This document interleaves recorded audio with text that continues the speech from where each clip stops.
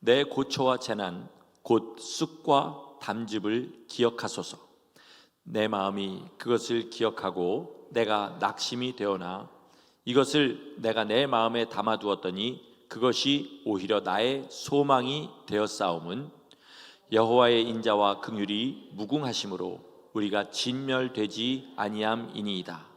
이것들이 아침마다 새로우니 주의 성실하심이 크시도소이다.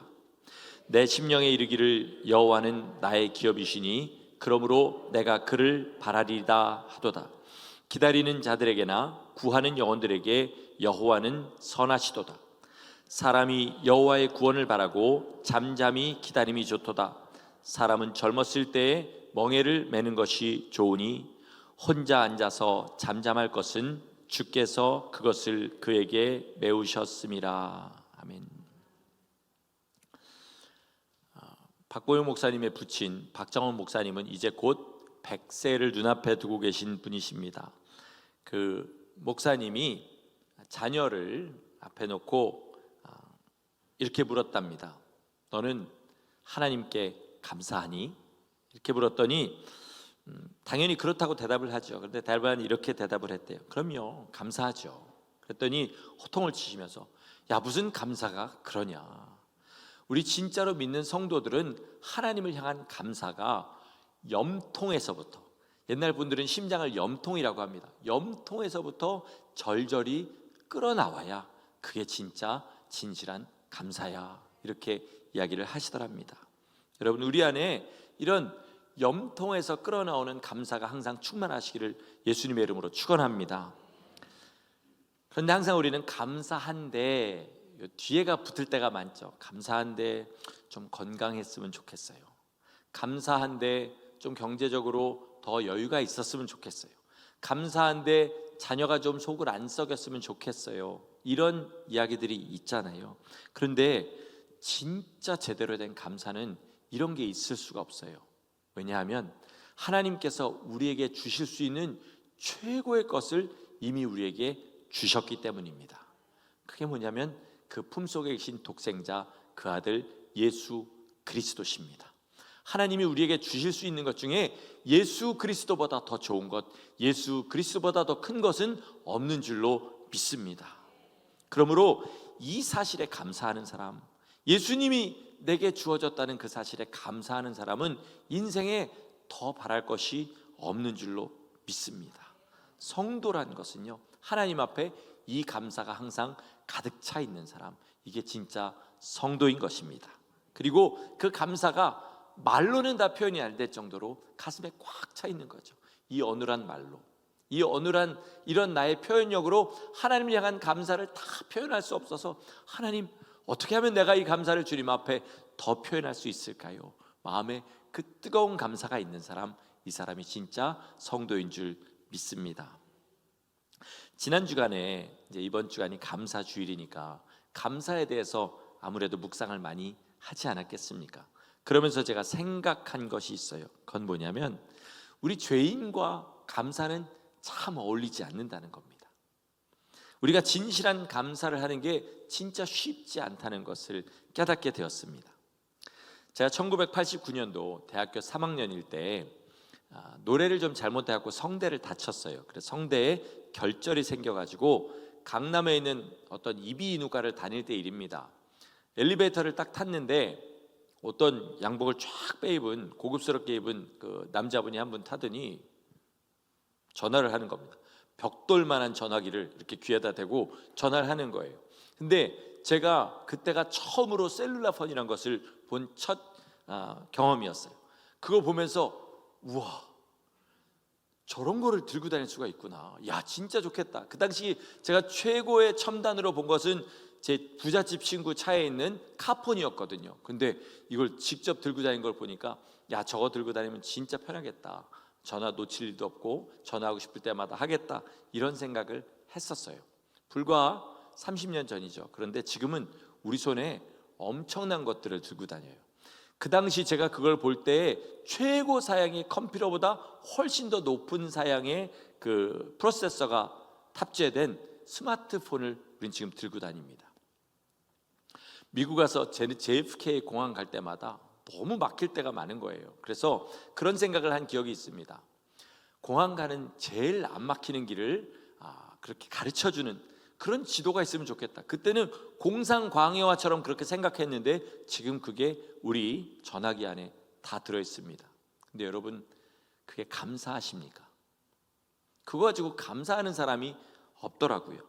어제 신문을 보니까 감사는커녕요, 지금 이 테크놀로지가 인격의 독소가 된다고 그래가지고 테크놀로지 디톡스라는 걸 하는 사람들이 많이 있더라고요. 아예 전화기 놓고 사는 사람, 아니면 최소한의 기능만 가진 전화기 들고 다니는 사람, 이런 사람들이 있더라는 거죠. 제가 살면서 느끼는 건데요, 살수록 좋기만 한 게 없더라고요. 결혼을 했는데 좋을 줄만 알았는데 나쁜 것도 참 많았습니다. 좋은 게 조금 더 많다고 이야기해야 되겠죠, 그죠? 좋은 게 조금 더 많아서 좋지 결혼을 한다고 좋지만은 않습니다. 자동차가 있으면 좋을 것 같은데 보험료가 점점 오르고요, 가스비가 오르고 차라리 없는 게 더 편하다는 생각이 들 때도 있습니다. 이렇게 세상은 좋기만 한 것은 없다는 거죠. 그러니까 살수록 제대로 된 감사를 하기는 정말 어렵다는 것을 알게 됩니다. 그런 우리에게 오늘 예레미야 선지자가 하는 말은 이겁니다. 하나님의 인자와 긍휼이 아침마다 새롭습니다 라고 고백하는 거예요. 특별한 은혜를 새로 부어주시는 것이 아니라요, 이미 주신 것만 가지고도 감사가 넘친다는 것입니다. 이런 삶이 진짜 행복한 삶 아니겠습니까? 제게 아침마다 감사한 게 있어요. 그건 뭐냐면 밥 먹는 겁니다. 저는 원래 음식 투정을 안 했어요.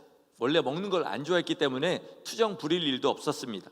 그런 제가 이제 투정 안 하는 것을 넘어서 음식을 대할 때마다 감사하게 만드는 사건이 있었습니다. 그게 뭐냐면 2019년도에 아프리카를 다녀온 거예요. 그 가난한 동네, 가난한 사람들, 그리고 그들이 먹는 음식을 보고 충격을 받았습니다. 제가 갔을 때 마사이족, 여러분 마사이족 많이 들어보셨죠? 마사이족 마을을 세 군데를 갔는데 그 해에 흉년이 들어가지고 먹을 게 없어서 그 트럭으로 식량들을 먼저 보내고 그게 배달되는 날에 같이 가서 예배를 드리는 그 팀을 따라서 가게 됐어요. 식량이 뭐냐면요, 50kg짜리 포대에 옥수수가 대는 빼고 알만 이렇게 까가지고 그 안에 바짝 마른 옥수수가 들어있는 거, 그게 한 수십 포대가 마을마다 이렇게 가게 됐어요. 바짝 마른 옥수수요 보면은 전혀 맛있게 안 생겼습니다. 찐 옥수수도 사실 그렇게 맛이 없는데 바짝 마른 거는 더 맛이 없죠. 더 놀라운 거는 그걸 먹는 방법이에요. 집집마다 흙으로 만든 화덕이 하나씩 있어요. 거기다가 나무를 이렇게 태우는 거예요. 그리고 흙으로 만든 그릇에 물을 채우고요, 거기다 옥수수를 붓습니다. 그리고 옥수수가 흐물흐물해지면 숟가락 하나씩 가지고 가족이 뭐 동그랗게 앉아가지고 그걸 퍼먹는 거예요. 참고로 마사이족은요, 우리들보다 훨씬 골격이 커요. 체격이 큽니다. 먹지 못해서 삐쩍 말랐지만 키도 크고 어깨도 딱 벌어지고 정말 전사의 족속이라는 그런 사람들인데 하루에 그렇게 2끼만 먹으면 행복하대요. 옥수수 물에다가 그냥 불린 거 그거 2끼만 숟가락으로 퍼먹으면 행복하답니다. 그때 이후로요, 배고플 때 먹을 것이 있다는 사실이 너무너무 감사하고 지금 벌써 4년이 넘었는데 아직도 그렇습니다. 가끔 잊어버릴 때는 있지만요, 거의 매일 식사할 때마다 특별히 제가 아침 식사를 좋아해요. 아침이 그렇게 맛있을 수가 없습니다. 뭐 우리 와이프가 아침마다 특별한 음식을 해주냐? 아니고요, 김치하고 멸치하고 김하고 계란을 후라이를 하던 찜을 쪄 먹던 요 2가지 4가지 정도 가지고 날마다 먹는데 그렇게 맛있습니다. 그리고 항상 감사해요. 그게 아침마다 새롭습니다. 먹는 거 가지고 이런 은혜 얘기를 해서 죄송한데 진짜요, 아침마다 먹을 수 있는 것 자체가 날마다 새로워요. 그러면 여러분, 먹는 걸로는 성공한 인생 아니겠습니까? 날마다 미식가로 막 뭐 원숭이 고를 파먹네 이런 삶 안 살아도 그냥 김치와 멸치와 김하고 계란만 있어도 그게 감사한 인생이면 먹는 걸로는 성공한 인생인 줄 믿습니다. 근데 예레미야 애가는요, 날마다 나라를 위해 눈물로 기도하던 눈물의 선지자 예레미야가 나라를 잃은 다음에 더 이상 소망이 없을 때 슬픔을 노래한 그런 글입니다.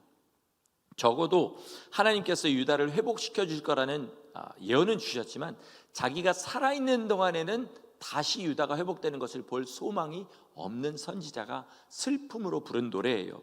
그런데 예레미야가 보니까 그 가운데, 그 절망 가운데 감사를 찾았습니다. 억지로 찾은 게 아니라 그 고통을 곱씹고 또 곱씹었더니 거기에서 뭐가 나오냐? 감사할 조건들이 나오는 거예요. 뭐냐? 하나님께서 이스라엘을 땅은 빼앗으셨지만 진멸하지 않으셨다는 사실을 깨달은 거예요. 그동안 나라 걱정하느라고 몰랐는데 이스라엘이란 나라는 땅이 아니라 여호와 하나님이 바로 자기들의 나라라는 사실을 알게 되었는데 그 하나님이 자기를 버리지 않으셨다는 거죠. 그러니까 그게 너무너무 감사해서 아침마다 그걸 생각하니까 눈물과 함께 감사가 솟아오른다는 사실을 알게 된 것입니다. 우리 하나님께서 우리에게 이런 감사를 원하세요. 나한테 뭐 굉장한 걸 주셔서 남들보다 더 높여주셔서 감사한 그 감사 말고요, 오늘도 하나님께서 우리에게 주신 예수 그리스도의 이름, 예수 그리스도의 생명, 그 십자가, 이것이 감사한 감사, 그것을 우리에게 원하시는 줄 믿습니다. 우리 믿는 사람이 첫사랑을 잃어버렸다는 얘기 참 많이 하잖아요. 여러분, 처음 예수님 믿을 때 뭐가 감사하셨어요? 뭐가 감사하셨습니까? 내가 구원받은 사실이 감사했죠. 예수님이 나와 함께 하신다는 사실이 감사했죠. 아무것도 모르고 지옥 가던 영혼이 예수님 믿고 구원받아 천국 가게 됐다는 그 사실 하나가 감사해서 날마다 발이 땅에 닿지 않은 것처럼 날아다녔습니다. 그죠? 그런데 그렇게 살다 보니까 어느 순간부터 다른 것들을 구하게 됐어요. 그게 우리 삶 가운데 없다 보니까 감사가 없어지게 되었어요. 그 사랑을 다시 회복하시라는 거예요. 예수님 한 분이면 만족합니다. 예수님 한 분이면 그 감사가 내 삶에서 솟구쳐 나오는 성도의 삶 사시기를 예수님의 이름으로 축원합니다. 저희 아들이 엄마한테 이제는 컸다고 음식을 날마다 해달라고 그러진 않고 하루에 한 번 정도 또는 이틀에 한 번 정도 음식을 해달라고 그럴 때가 있어요. 그러면 엄마가 물어보잖아요. 뭐 해줄까? 그런데 가장 곤란한 대답이 있습니다. 뭐라고 하냐면 Surprise me 이래요. Surprise me. 그러니까 뭔가 맛있는 음식으로 나를 좀 놀래켜 보세요, 이런 이야기죠. 그런데요, 우리가 지금 하나님 앞에 Surprise me 할 때가 얼마나 많은지 몰라요. 하나님, 오늘도 내가 좀 감사 좀 할 수 있게 나한테 새로운 거 한번 좀 줘보세요. 이런 마음이 우리 가운데 정말 많습니다. 그런데 최고의 감사는 뭐냐면 하나님이 오늘 내게 뭔가 새로운 걸 주셔서 하는 감사가 아니라 이미 주신 것, 그것도 생명을 담아서 영원한 소망을 주신 예수 그리스도 한 분으로 말미암는 감사, 이거면 족한 성도 되시기를 바랍니다. 여러분, 하나님께서 아브라함에게 뭐라 그러셨냐면 내가 너의 상급이라고 그러셨어요. 하나님이 아브라함에게 주실 수 있는 최고의 것은 무엇이냐? 하나님 자신이었습니다. 마찬가지로 우리에게 주실 수 있는 최고의 것이 뭐냐? 하나님 자신을 우리에게 주신 건데 그게 뭐냐면 예수 그리스도인 것입니다. 제가 가끔 설교에 어렸을 때 5살 때 크리스마스 이브에 받은 전기로 가는 기차 이야기를 할 때가 있습니다. 어머니 아버지가 그걸 저에게 주신 날 정말 하루 종일 웃음이 끊이지 않는 그런 기쁜 날이었습니다. 그런데 지금은요, 그 기차 안 그립습니다. 기차 주신 부모님이 그리워요. 그렇지 않습니까? 여러분, 삶에서 어머니랑 아버지랑 모든 추억들을 생각해 볼 때 다른 거 아무것도 안 그립습니다. 뭐 어머니가 해주신 된장찌개가 아니요, 된장찌개 안 그립고 어머니가 그리워요. 저한테 가장 소중한 분은 어머니였지 어머니가 주시는 뭔가가 아니었던 거예요. 마찬가지로 여러분, 우리에게 가장 귀한 것은요, 하나님이 주시는 무엇인가가 아니라 하나님이 가장 귀합니다. 이것만 되면 하나님이 무소부지하세요. 어느 공간에도 계시고 우리의 생각에도 계시고 우리의 마음에도 계십니다. 우리가 살아가는 어떤 순간에도 하나님이 우리를 떠나지 않으세요. 그러면 그것 하나로 만족할 수 있습니다. 얼마나 감사합니까? 사업이 잘 되든 안 되든 내가 건강하든 아프든 어떤 상황에서도 하나님이 나와 함께 하시는데 그러면 된 거 아니겠습니까? 이게 우리 감사의 비결인 줄 믿습니다. 이 비결을 터득한 사람, 그러면 다시는 불평하지 않고 남에게 상처 주지 않고 생명의 길을 걷게 될 줄 믿습니다. 우리 하나님께서 감정을 가지고 계시다는 사실을 우리는 때때로 잊어요. 왜냐하면 너무 크신 분이니까 설마 하나님이 우리와 똑같이 슬퍼하시겠어? 우리와 똑같이 화내시겠어? 우리와 똑같이 채통 없이 기뻐하시겠어? 하지만 성경은 보니까요, 하나님이 슬퍼하신다 그래요. 그리고 정말 이를 갈 만큼 분해하신다는 말씀도 있고요, 손뼉을 치시면서 기뻐하신다는 이야기도 있어요. 우리 하나님은 감정이 있으세요. 그리고 그 감정을 숨기지 않으십니다. 우리 사람은 소리장도란 말 있죠. 웃음 뒤에 칼을 감추고 산다. 자기한테 이익이 되면 손해를 피하려면 마음에 막 이를 갈면서도 웃을 수 있는 게 사람이에요. 그래서 아무도 못 믿습니다. 그러나 우리 하나님은 진실하셔요.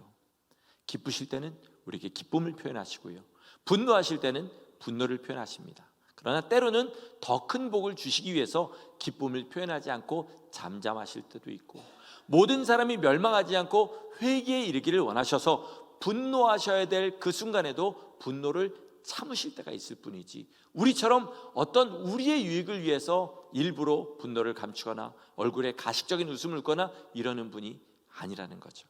그런 의미에서 우리 하나님은 세상에서 가장 두려운 분이시면서 동시에 가장 편한 분이라는 사실을 알아야 됩니다. 하나님께서 가장 두렵다는 것은 이런 겁니다. 나의 중심에 하나님을 향한 진실한 사랑, 진실한 감사, 진실한 믿음이 없으면요, 내가 어떤 것을 가졌던, 어떤 재주가 있던, 어떤 말로 사람들을 현혹시킬 만큼 언변이 좋던 하나님은 꿈쩍도 않으신 분이에요. 그러니까 내 안에 진실이 없으면, 진실한 감사, 진실한 믿음이 없으면 그 사람은 멸망을 향해 갈 수밖에 없습니다. 동시에 우리 표현이 좀 불경한 것 같지만 하나님이 대하시기에 편하다는 것은 이런 겁니다. 여러분, 인생 살면서요, 뭐 전쟁이나 기근이나 전염병 같은 그런 천재지변 빼고요, 가장 어려운 게 뭐냐면 사람입니다. 그렇지 않으세요? 저도 살면서 정말 힘든 게 인간관계예요. 주위에 있는 사람과만 잘 지낼 수 있으면요, 인생이 행복합니다. 그렇지 않으세요?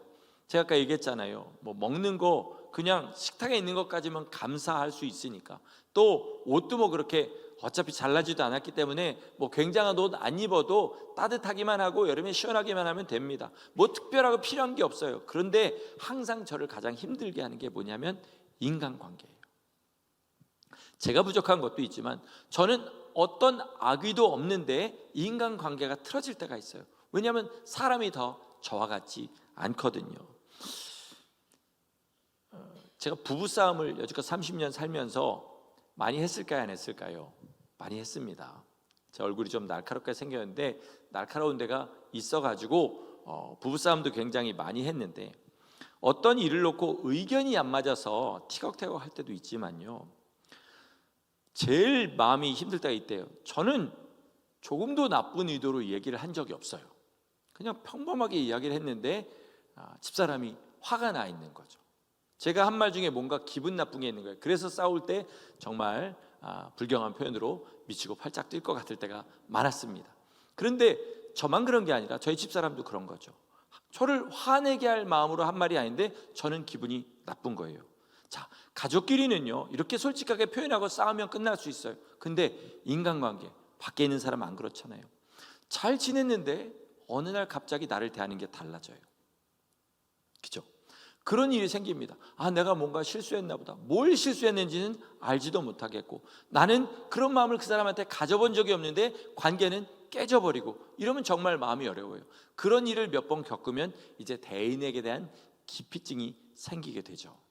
근데 여러분, 하나님은요, 나만 하나님을 향한 마음이 진실하면 하나님의 마음은 걱정할 필요가 없는 분이에요. 여러분, 이런 사람이 세상에 어디 있습니까?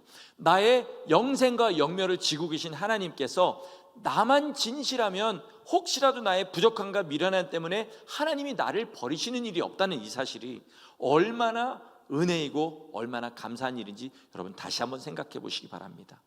우리는 뭐만 하면 되냐? 하나님 앞에 진실한 마음만 가지면 돼요. 하나님이 주신 거에 감사하고 영생을 향해 달려가고, 하나님 나는 부족하지만 주님 나 영생을 향해 걸어갈 수 있게 해주세요. 계속 그렇게 진실한 마음으로 나가면 하나님이 나를 붙잡아 주신다는 이 사실, 얼마나 감사합니까 여러분. 이 감사가 우리 심령 가운데 넘치기를 예수님의 이름으로 축원합니다.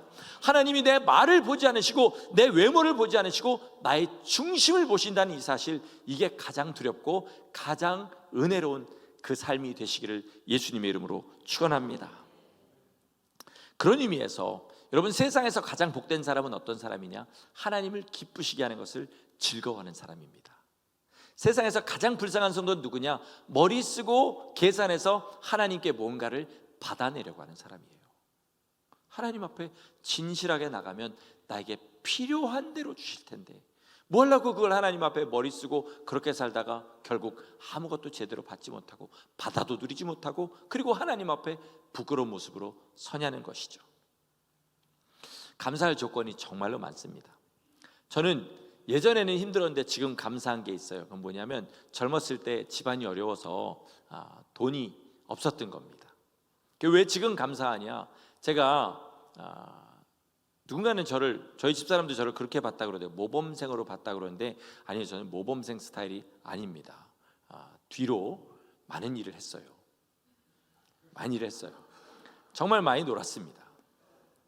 제가 한국을 떠나고 나니까 친구들이 안 모인다 그럴 정도로 노는 거를 좋아했어요. 근데 돈까지 많았어 봐요. 그러면 저는 분명히 지금 믿음이 좋다는 게 아니라 이 믿음을 가지지 않고 있을 거예요. 세상에 방탕하게 살다가 이미 어떻게 됐을지도 모릅니다. 그래서 감사해요. 둘째는요, 왜 감사하냐면 그래서 하나님을 두려워하게 됐습니다. 저희 집안에 사건이 참 많았거든요. 고등학교 2학년 때부터 매년 아버지께서 뭔가를 이렇게 하셔서 실패하는 일이 있었어요. 미국 오기 전까지요. 그런데 그때마다 제 마음에 무슨 생각을 했냐면, 나 예수님을 믿는데 우리 집에 보니까 내가 제일 잘 믿는 것 같은데 내가 뭔가를 잘못해서 이런 일이 생기는구나. 그러면서 제 잘못을 찾았어요. 그러니까 그때부터 하나님을 두려워하기 시작했습니다. 그러니까 그게 뭐냐면 경제적인 어려움으로부터 왔다는 거지요. 이제는 그 당시에 겪었던 어려움들을, 그때는 힘들었지만 진심으로 감사합니다. 마찬가지로 여러분, 지금 우리 삶에 겪고 있는 어려움들 다 가지고 계시잖아요. 불만들이 있으시잖아요. 조금 더 이게 좋았으면 좋겠다는 것들이 있잖아요. 근데 나중에 보시면 하나님 앞에 그걸 감사하게 되실 겁니다. 예전에 제가 웃었던 거요, 즐거웠던 거요, 누렸던 거요, 지금 그때를 생각나면 생각나는 것이 없어요. 그때 웃고 다 지나간 게 끝입니다. 그러나 그때 이를 갈고 힘들었던 그것이 지금은 너무나 감사해요. 왜요? 제가 주님 앞에 조금이라도 두려운 마음을 가지게 되었고, 조금이라도 주님을 향한 마음을 가지게 되었기 때문에 감사한 거죠. 우리에게 베풀어 주신 게 이렇게 많은데요, 지금도 하나님께서 끊임없이 베풀어 주고 계신데, 진짜 감사는 뭐냐면 그 베풀어 주신 것을 가지고 하나님 뜻대로 사용하는 삶이 있어야 됩니다. 이게 하나님께서 우리에게 주신 이유예요. 고린도후서 8장 14절에서 15절 말씀 제가 읽겠습니다. 한번 보시기 바랍니다. 이제 너희의 넉넉한 것으로 그들의 부족한 것을 보충함은 후에 그들의 넉넉한 것으로 너희의 부족한 것을 보충하여 균등하게 하려 함이라. 기록된 것 같이 많이 거둔 자도 남지 하였고 적게 거둔 자도 모자라지 아니하였느니라. 건강하십니까 여러분? 건강을 주신 이유가 뭐겠습니까? 건강하지 못한 사람을 돌아보라고 주신 겁니다. 아멘이십니까? 건강한 것을 누리고 끝나면요, 그냥 건강한 것으로 끝입니다. 하늘에 쌓이지도 않아요. 그러나 나의 건강을 가지고 건강하지 못한 사람들을 돌아보면 내 건강이 땅에서도 복이 되고 하늘에서도 복이 됩니다. 그리고 누군가에게는 하나님의 손길이 돼요. 부유하십니까? 남보다 더 많이 가지셨어요. 그 부유한 것 가지고 뭐 해야 되냐면 남들을 유익하게 하는 삶을 살아야 돼요.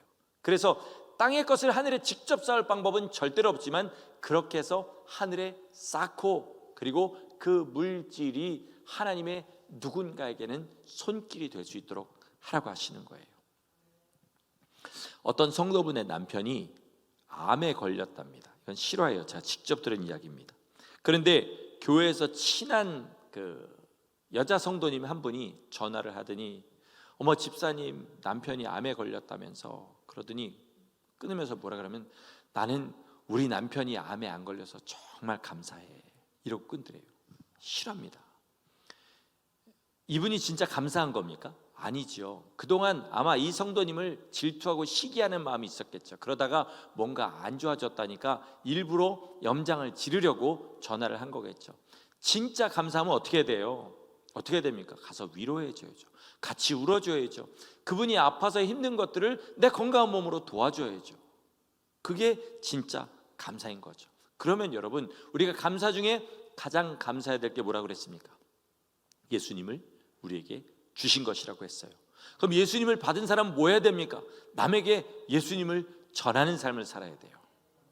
예수님이 내 삶에 계신데 다른 사람이 지옥에 가는 것을 그냥 볼 수 있다, 이건 불가능한 일이에요. 사람의 본성상 말이 안 되는 일입니다. 그러니까 예수님이 내 안에 계시면요, 죽어가는 사람들을 그냥 보고 있을 수가 없고 지옥 가는 사람들을 절대로 그냥 보고 있을 수가 없어요. 그래서 전하게 되는 겁니다. 내 주위에, 적어도 내 주위에는 복음을 들어보지 못한 사람이 한 사람도 없어야 그 사람이 성도입니다. 들은 다음에 그 사람이 복음을 받아들이고 안 받아들이고는 그 사람의 책임이지만, 적어도 나는 내 주위에 있는 모든 사람들에게 복음을 다 전했어야 정상인 거예요. 만약에 내 가족이, 내 친구가, 내가 날마다 만나는 직장 동료가 복음을 들어보지 못한 사람이 있다, 그렇다면요, 내가 뭔가를 잘못했다는 죄책감 이전에 내가 진짜로 구원받았는지 그걸 의심해 봐야 돼요. 왜냐하면 사람의 본성상 그것은 불가능하기 때문에 그렇습니다. 여러분, 이게 진짜로 하나님 앞에 감사하는 방법입니다. 내게 주신 것 가지고 유용하게 다른 사람을 위해 사용하는 것, 그래서 내 영혼도 잘 되고 다른 사람도 세우는 것, 이것이 가장 감사의 삶인 줄 믿으시기 바랍니다. 말씀을 마치겠습니다. 지금 한국에서 가장 유명한 축구 선수 아마 3명을 뽑으라면 분명히 이 선수가 들어가요. 김민재라는 선수, 여러분 들어보신 거 있을 겁니다. 수비수인데 하여튼 굉장히 잘합니다. 그런데 이 사람 얘기를 하려는 게 아니라 한국의 프로축구 심판 중에 김민재랑 똑같이 생긴 사람이 한 명 있습니다. 얼마나 똑같이 생겼냐면 이태리에서 뛸 때 이태리를 갔는데 그 나폴리라는 동네 사람들이 이 사람을 볼 때마다 사인을 해달라고 그럴 정도로 똑같이 생겼어요. 제가 봐도 일란성 쌍둥이라 그래도 믿을 정도로 똑같이 생겼습니다. 그것 때문에, 너무 김민재를 닮았다는 것 때문에 이분이 이제 TV에 출연하게 됐어요. 근데 보니까 정말 성실한 사람이더라고요. 가정이 너무 어려워서 20대 때부터 새벽 4시 반에 일어나는 삶을 살았어요. 하루에 7가지 일을 할 정도가 되었다고 합니다. 그러다가 지금은 결혼해서 축구 심판이 됐는데, 심판이라는 게 이게 일정 수입이 아니더라고요. 경기당으로 수당으로 받는 거예요. 그러다 보니까 시즌이 끝나면 수입이 없는 거죠. 그래서 세컨 잡을 가져야겠다. 그래서 갖게 된 잡이 뭐냐면 환경미화원, 옛날로 말하면 청소부인데 지금 이게 11급 공무원인가 그렇습니다. 이것도 경쟁률이 치열하다고 해요. 그래서 지금도 새벽 4시 반에 일어나서 6시에 일을 나가서 3시까지 청소를 하고요, 3시에서 5시까지 2시간 동안 택배 일을 하고, 5시에서 7시까지 심판은 매년 체력 시험을 본대요. 그래서 그 체력 시험을 통과하지 못하면 그 애는 심판을 못한답니다. 그래서 그거를 통과하기 위해서 매일 2시간씩 뛴대요. 이런 삶을 살아가는 사람이에요. 그렇게 열심히 살아가다 보니까 아들하고 시간을 못 보낸다고 합니다. 근데 그날은 이제 프로그램 출연하느라고 반차를 냈기 때문에 프로그램 끝나고 아들하고 시간을 보내려고 중학생 아들을 데리고 왔어요. 사회자들이 아들에게 이렇게 물어봅니다. 아빠는 어떤 아빠예요? 그랬더니 이 아들이 별말 아니에요. 뭐라 그러냐면 우리 아빠는 착하고 부지런한 분이에요, 이렇게 얘기를 했어요. 근데 이 아빠가 그때부터 끝날 때까지 말을 못해요. 너무 감격해가지고 이렇게 얘기합니다. 나는 내가 애들하고 못 놀아줘서 나를 나쁜 아빠라고 생각하는 줄 알았는데 저의 입에서 착하고 부지런하다는 얘기를 들으니까 내가 여지껏 20대 때부터 살아왔던 모든 삶이 보상되는 느낌입니다. 이렇게 얘기하면서 계속 울고 MC들도 그렇게 울더라고요. 왜 이 아빠가 울었는지 생각해 봤습니다. 만약에 아들이 우리 아빠 잘생겼어요, 그러면 울었을까요? 안 울었을 거예요. 그런데 이 아버지는 가족을 먹여 살리려고 진짜 성실하게, 남에게 피해 안 주고 착하게 살면서 가족들 먹일 생각하면서 그렇게 온 힘을 다해 부지런하게 살았는데, 그러니까 자기가 인생을 목적을 두고 살아온 그것을 자기 아들이 알아주니까 그것 때문에 자기 인생이 다 보상되었다는 느낌을 받았다는 거죠. 하나님께서 우리에게 어떤 감사를 받고 싶으실까요? 여러분 한번 생각해 보세요. 세상에 하나님보다 우리를 위해서 더 애쓰신 분이 누가 있겠습니까? 하나님이 무엇을 우리에게 주시려고 애쓰셨습니까? 영원한 생명을 주시려고 애쓰셨어요. 어떤 애를 쓰셨냐면 육신을 입고 이 땅에 오셔서 사람도 받기 싫어하는 고통의 삶을 사시고 마지막에 가장 비참하고 억울하게 십자가에서 고통스럽게 돌아가셨어요. 그렇다면 그것을 감사하는 삶, 하나님 앞에 감사하는 사람은 어떤 감사를 드려야 됩니까? 하나님 건강 주셔서 감사합니다. 물론 이것도 감사해야 돼요. 화목한 가정 주셔서 감사합니다. 이것도 감사해야 돼요. 그러나 하나님이 가장 듣고 싶으신 감사는 뭐냐면, 하나님 나를 살리시려고 모진 고난 당하시고 아들을 주셔서 감사합니다. 이렇게 감사할 때 우리 하나님이 가장 기뻐하실 줄 믿습니다. 여러분, 그러므로 우리는 주님이면 만족한 사람, 내 안에 예수님이 계시고 오늘도 그 이름을 부르실 때, 내가 정말로 온 힘 다해 하나님의 이름을 부를 때 응답하시는 하나님 한 분이면 나는 족합니다. 더 필요한 거 없습니다. 주님, 나는 예수님 한 분이면 충분합니다 라고 고백하셔서 우리 하나님의 마음을 기쁘게 해드리고 시원하게 해드리고 주님께서 우리 함께 하시기를 기뻐하시는 가장 복된 성도 되시기를 예수님의 이름으로 간절히 축원합니다. 아멘.